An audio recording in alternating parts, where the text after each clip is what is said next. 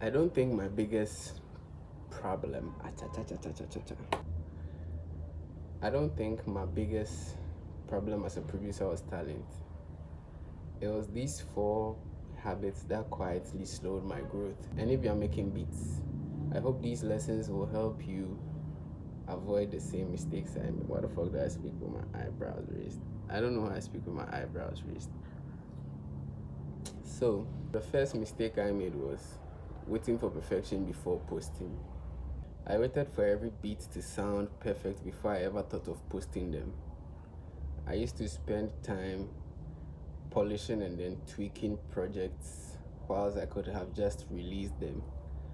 But once I started posting consistently, I started getting feedback in real time, and it made me actually improve my beats way faster than I would have ever done if I had sat around and then waited for them to sound perfect before I ever posted.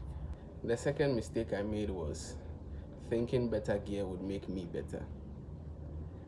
I used to think new plugins, a better laptop, much better speakers would make my music sound instantly better.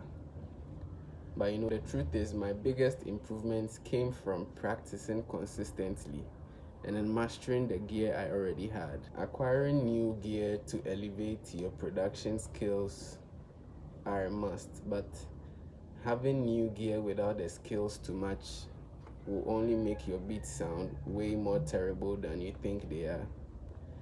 The third mistake I made was watching more tutorials than actually making beats. I spent countless hours watching other producers rather than opening FL Studio and then making a beat actually myself. Tutorials are useful, but nothing replaces creating, experimenting, and then finishing a beat yourself. You can spend countless hours watching tutorials, but if you don't actually spend the time to implement what you learn in those tutorials, trust me, you are going to sound way worse. And then lastly, the fourth mistake I made was trying to sound like every other producer out there. I chased other producers' sound I admired for a long time instead of creating my own. But adding your own personality and then signature twist is what will make listeners remember you anytime they listen to your production. So try not to chase the sound of other producers as much as you create yours.